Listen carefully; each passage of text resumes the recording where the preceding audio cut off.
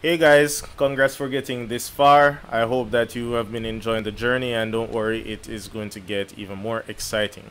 In this video, we start looking at life after the form. In other words, when we actually click submit, we expect something to happen, because there is no form on the internet that when we click submit, nothing happens. Something always happens, and today we're going to see what happens and learn how to control it. Going back to our code file, we will start making modifications to the form tag so that we will set two things. We will set a method and an action. There are two form submission methods. One is get and one is post. In this video, we will be looking at the first one as get. Now I'm going to modify my form tag and I'm going to add an attribute, and this one is called method. And the value for this attribute is going to be the word get. Now, you're probably wondering what is post, what is get, and why is this relevant? And I'm going to bring you on a little field trip to kind of contextualize what get does. So let's go to a popular website like youtube.com. Now, YouTube is a very powerful and very popular video streaming site. And as a beginning developer or somebody who hasn't worked on any projects of any real magnitude up to this point, you're probably looking at YouTube and wondering, wow, how do they do what they do? So I'm going to break it down into simple terms, and we'll see contextually what the get does and how YouTube uses what we're about to explore. So up here, you have the search, and maybe you've realized by now, or maybe you knew before, but this search is really just a form. We are creating a form. We have a text box and we have a submit button. YouTube, they have a text box and they have a submit button. It's the same concept. Now, if I search for a video on puppies, I'm typing in that value and then I click the search button, which is like clicking our submit button here. What happens is that it goes to another page. This other page is what we call an action. Alright, so we're going to look at the action and we're also looking at get. So the next page that comes after submitting your form is called the action page. And then if you look in the browser, the text in the browser, sorry, then you'll see this question mark, and then you'll see some value, and you'll see some thing. So you see a question mark and you'll see some values. What this is a result of a get action. So the get method. So the action is the next page that comes after the form. Alright, so in other words, when we click submit, we expect to navigate away from the form to another page to say, yay, you are successful, or something like that, right? That's our action. However, the values that you're seeing here would be as a result of the values that were submitted by the form. So in our case, we wrote puppies to be submitted, right? So puppies was submitted when we click search, and then what you see is what you call a query result, or a query sorry, the word is slipping me, but these are query results appearing in the URL. So when we use get, it actually creates that question mark, and then it passes every variable that was in the form as well as all the values. Alright, so that's a practical way of how get is used and how actions work. So we're going to be modifying our form such that when we click submit, we move away to another page, and also we will see what happens in our URL once the get method is being used. So we modified and we use the method get. The next thing is that we want the action. So I'm going to say action as another attribute, and I'm going to say the action is success.php. So the action page, well, one, we need to create it because up to now we only have one PHP page that's really doing anything, and I'm just going to collapse all of these folders so we see that we really only have one page, which is index. So we need to create another page called success.php. So what happens is that when you click submit, it's going to say what page should I go to next, and we would have defined that page right here, success.php. So I'm just going to go ahead and create it. I'm just going to go over to my Explorer pane and click new file, and then I'm going to say success.php. And then just the same way I want all my pages to be consistent, I'm going to take the require code from index and I'm going to paste it in success. Alright, so I don't have to do much work to make my pages look alike. And I'm just going to do the same here, and I'm going to copy these BR tags, and as we go along we'll refine the design, so just work with it for now. And so in success.php I'm referencing the header and the footer, and I just need to change the title here because this is the success page, so I'm going to say success here. Alright,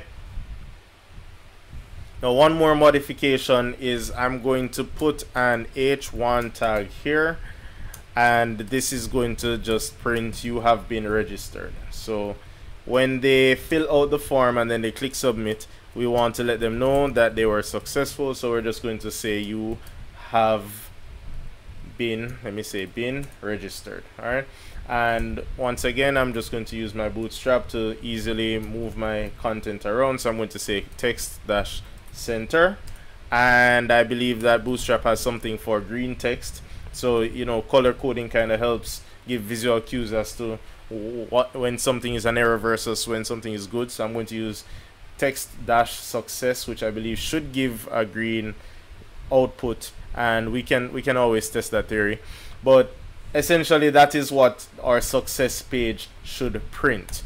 So let us see what happens when after doing these modifications. So I go back to my registration page, I'm going to refresh so it gets the latest code, and then I'm going to fill this out. So Mary Poppins, and her date of birth is probably, and notice that this is not allowing me to select the date and the time or the month specifically from the year, so we're going to modify that because this is going to be irritating to users if they're born in the 50s. You can see the problem there, right?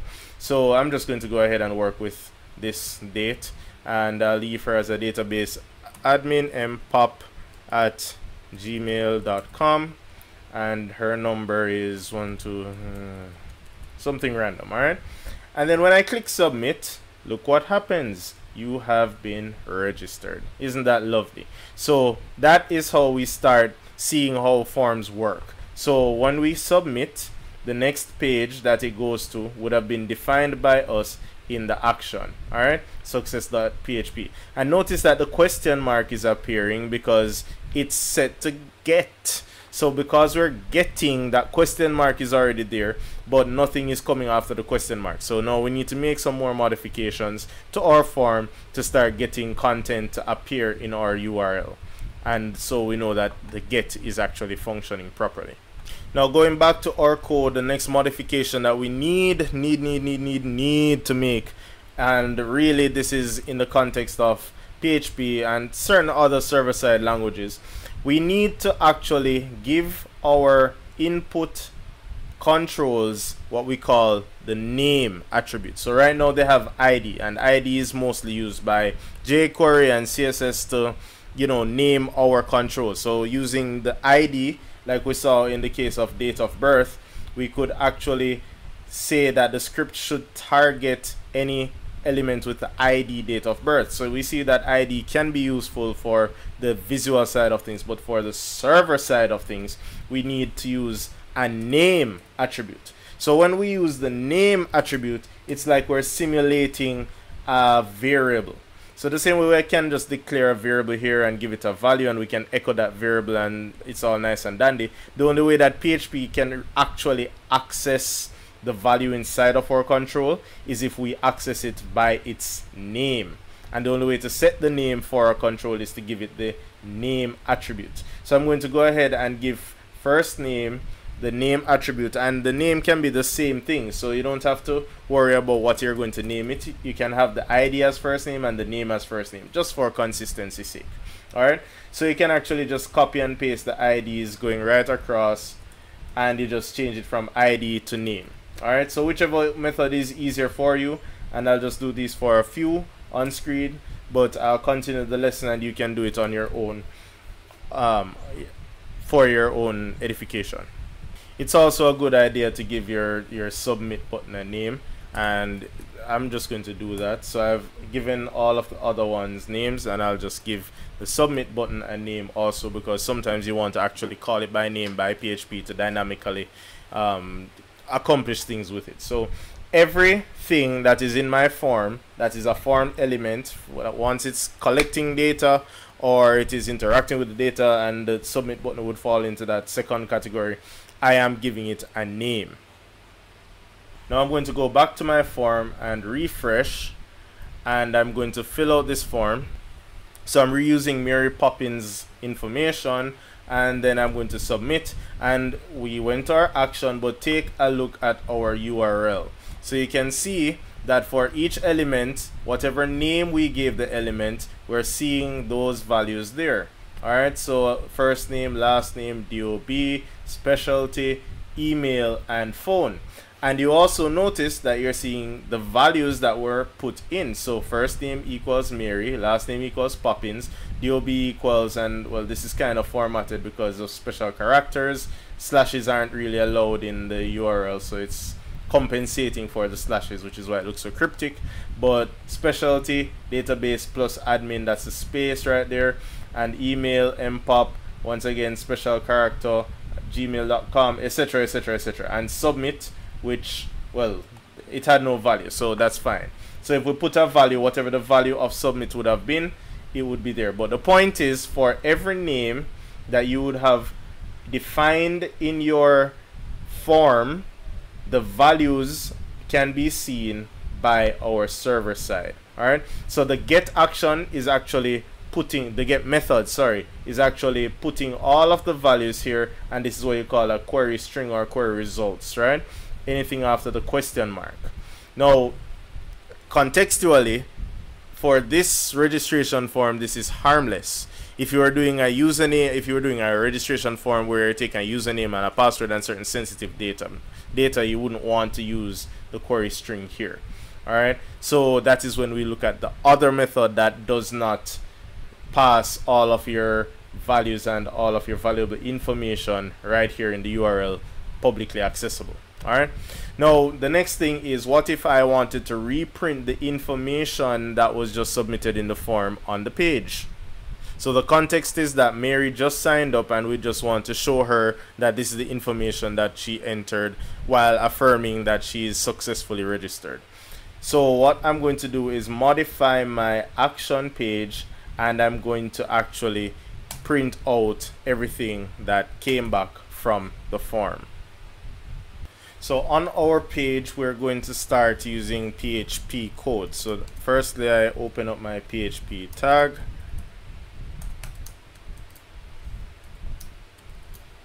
All right, and then inside of this tag, we're going to start using a specialized function. This one is called get. So this is what we call like a super variable in PHP. So I'm going to say $_ get. All right, and then open the square. So it's really like a super array, super variable, meaning, and because I'm using the square brackets, you can tell it's an array, but then each subscript is really going to have the name of the controller that you defined. So literally the name that you defined is a subscript of this get array. All right, so let me put that into context. If I say get first name, all right, and well, this is just going to get the value, so I actually want to print it out, so I'm going to have to say echo get first name. All right, so when I go back to my page, my form, fill it out, and then click submit, then I'm going to see Mary being echoed to the screen, and it's printing Mary because it's getting the value that is associated with first name. All right, so then that is how you start getting back the values that are being submitted in the form. You click submit, it passes data somewhere, and that somewhere is into this super variable pretty much, and you can segment the super variable by using the name of the control that you intend to get the value for. All right, so once again, this is just one big variable or array, and you just get the specific ones by using the subscript name that corresponds with the control you're trying to get the value of. All right, so then that means I can actually use this and get all the other values. So I'm just going to duplicate that line and say get last name. I want the DOB that is being submitted. I want, what else is there? Was it specialty? So you can go ahead and just fill these out off screen. I'll do it off screen and you do it on your own time. Alright, so having done that, if I go and refresh, then I'm going to see them all being printed. And of course, we know how the echo statement works. It's not going to try and space anything for us, but that's pretty much it. Now, the wonderful thing about the get, once again, is that I didn't have to go back and submit the form. It is just whatever is in the URL is available in the get variable at all times. So just because I refreshed and the values are already there, then it just got back the values. And look at this. If I change this to my name and then I refresh the page, if I change it to my name and then press enter, not refresh, it will refresh the page, it will reload the page, and because the variables are still there in the URL, it would just get whatever value is in the variable being referenced. So once again, this could be useful. We see that a big website like YouTube uses it, but they're just using it to show you the search results. They're not using it to pass over sensitive information at all. Now I have in another window example. So this is Bootstrap, and people come here and make, you know, little snippets that you can take inspiration from, if not borrow altogether. And here I'm just looking at a simple profile representation of somebody's information, and I'm going to use this as inspiration to style how our page here will look for anybody who has just registered. Now I'm going to go to Bootstrap site, and I'm going to use the card component, and I'm going to draw inspiration from this to represent the registrant's information on this success page. Alright, so I'm just going to kind of draw inspiration from how I want it to look. They didn't submit any profile picture, and that's fine. I'll leave that alone, but at least let us see how best we can represent their data using inspiration from this control or component. I'm going to look at all of the templates, and I see here that this one is simple. It's designed just for text, and all we have is text. So we're just going to copy this, and then we go back to our success page. So I'm just going to paste this above all of the PHP, spend some time doing our indentations, and then what we're going to do is just modify all of this. So remember that out of the box this code will work, but we want this representation to actually have the data coming in from our form. So this is what we have so far. We have the card title and a subtitle, and then we have some stuff, some text. Alright, so what I'm going to do is put the registrant's full name here where it says card title. So I'll just do that change, and we just do it side by side. So what I want to do is print first name and last name in this section for this H5 tag. Alright, so remember that we have multiple ways we can do this. The simplest way to me is to put in a PHP block. Alright, so I'm superimposing that in between the H5 tag. I want to echo, and I'm going to be echoing the value for first name and a space and the value for last name. And then remember that really and truly this space is not going to exist, so I'm just going to put them in quotation marks, use my interpolation. Alright, and then what that is going to do is just create one long contiguous block of text and end it with my semicolon. And I think there's something wrong here. Okay, so we've done this and we're getting a red line, and if I look back at my page, I see that the page has broken for this error. So the debugging is quite clear, and it's telling us which file has the error and on which line, and that's line 11, and that's our line here. So if that won't work, then I'm going to instead remove the quotation marks, and I'm going to use some concatenation here. So I'm going to concatenate the two variables. So I'm echoing first name, and then I'm going to concatenate a blank space onto last name. Alright, so then we get that one long printing. So sometimes you may have an idea of how to write code like I just did, and then it may not work out, and that's fine. You can always, you know all the techniques, so you can always refresh it and regroup and try it another way. So when I refresh this, then we see our values being printed as they are in here. So I don't like being called Poppins, so I'm just going to change this back to Mary, press enter, and then we get Mary Poppins. Alright, so that's the first step. Next, I'm going to change the subtitle to be her provided specialty. So she says she's a database admin, so I'm going to change the text here for the subtitle in the same way. So now we're seeing that we can just copy this, and I'm just going to create a space so we get 2 lines here, so we can see where the H6 starts and stops and what is inside the H6, which is our PHP block. And then I'm just going to change this to specialty, and that's all I need printed, so I'm just going to remove all of that. And then when I refresh my page, Mary Poppins database admin. Alright, and then I'm sure you get the idea. You can go ahead and change out. So we took inspiration from an existing controller, and now we're making it our own, and we're making it dynamic because the values here are relative to what is being submitted in the form. Alright, so as many changes as you make, you can see them reflected here. So I'm just going to go ahead and steamroll through the rest of the changes here, and then we just look at the final product. Alright, so I made all the changes. All I did was take the P class that said card text, and I just made each one itself. And then what I'm going to do here is be explicit. So date of birth, colon for each one of them. I'm just going to make sure that the static text is there. So this is how we start merging static text with dynamic text, because each time date of birth is going to get printed, email address is going to get printed, but what is on the next side of the colon is always going to be relative to what is submitted. Alright, so when I do all of this, and I'm going to take out these anchor tags because I really don't need them right now.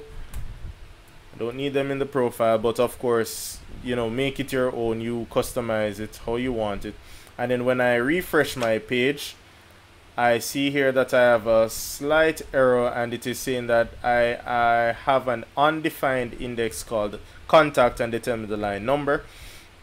And that's because the index is phone and not contact. So you may make those mistakes, and PHP will always be alert to them to keep you in line. And when I refresh, that's what I end up with. So a nice little contact card to show Mary Poppins all of what she just submitted.